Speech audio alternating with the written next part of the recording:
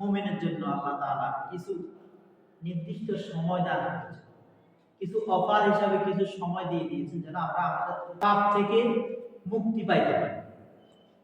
আমাদের কি পাপ আছে না নাই? গুনাহ আছে না নাই? আছে। আমাদের গুনাহ কি কোনো শেষ আছে? এরকমও গুনাহ আছে যেটা আমি ছাড়া আর আমার রব ছাড়া, আমার আল্লাহ ছাড়া আর কেউ জানে না। মারাত্মক গুনাহ এরকম থাকতে পারে কিনা?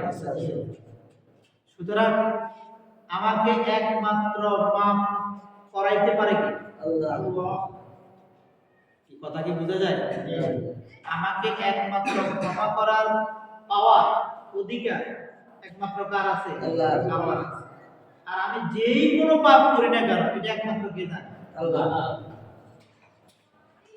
তো যাই হোক, রমজান মাস ওইরকম একটা অফারের মাস, আর আল্লাহ তাআলার কাছে 4টি মাস সম্মানিত।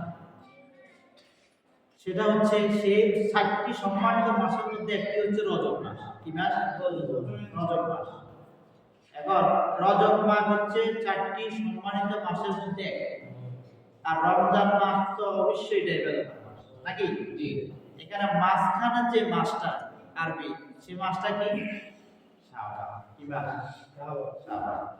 একটা হাদিস বলতেছে, কানা আহাব্বুশ শুহুরি ইলা রাসূলুল্লাহ সাল্লাল্লাহু আলাইহি ওয়াসাল্লাম আইয়াসুমাহু শাবান।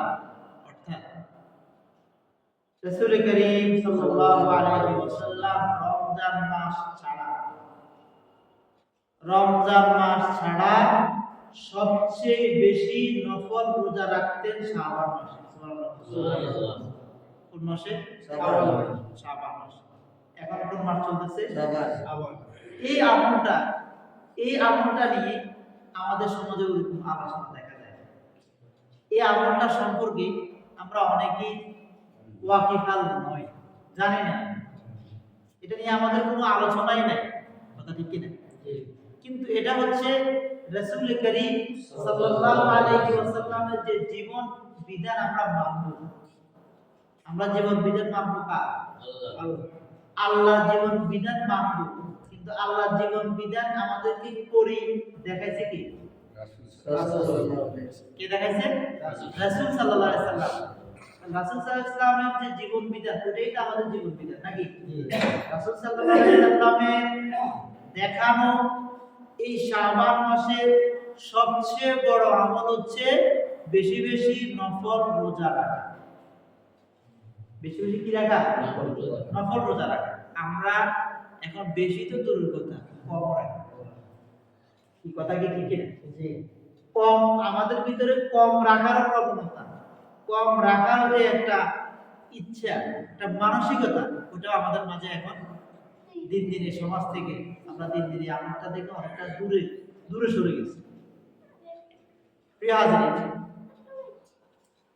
আম্মা জান আয়েশা সিদ্দিকা রাদিয়াল্লাহু তাআলা তিনি বলেন, আমি নবী করিম সাল্লাল্লাহু আলাইহি ওয়াসাল্লামকে রমজান মাস ব্যতীত এত বেশি রোজা রাখতে শাবান মাস ছাড়া আর অন্য কোন সময় দেখিনি। সুবহানাল্লাহ। কথা কি বুঝছেন?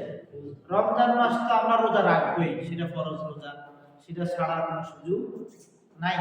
কিন্তু রমজান মাস ছাড়াও যে একটা মাসে রোজা রাখা বিধান রয়েছে বা নবী সাল্লাল্লাহু আলাইহি ওয়াসাল্লাম রাখতেন, সেটা হচ্ছে কোন মাস?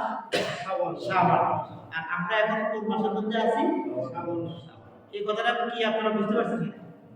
আচ্ছা, এবার আসেন, নবী করিম সাল্লাল্লাহু আলাইহি সাল্লামকে তিরমিজির হাদিস জিজ্ঞাসা করা হয়েছে যে আপনি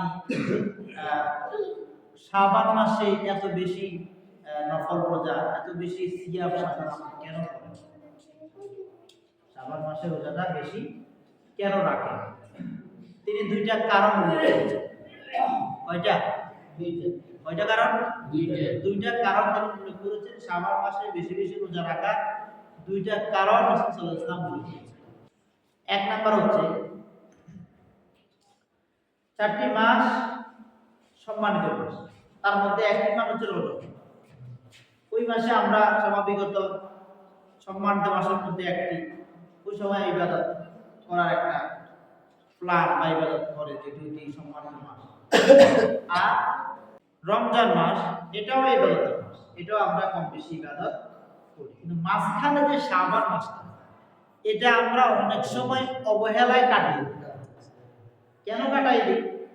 আমরা মনে করি যে যাই হোক, নামাজ, ইনশাআল্লাহ নামাজ, রোজা, ইফতার, সেহরি, কোরআন তেলাওয়াত, তারাবি, শবে কদর সব রমজান মাসে ভালো করতে হবে। একবারে বালা করে লুঙ্গি বান্ধি রমজান মাসে সব আমল করতে হবে নাকি? এটা শাবান মাসটা এমনি এমনি যেভাবে যাচ্ছে আমি ধরবো কোন মাসে? রমাদানে। আমি নামাজটা কন্টিনিউ করব রমজানে। আমি রোজাগুলো রাখবো কোন মাস থেকে? রমাদান মাস থেকে। কিন্তু শাবান মাসের বিষয়ে আমরা একটু কি অনেকটা ওয়াকিফাল নয়, অবহেলায় কাটিয়ে দিই।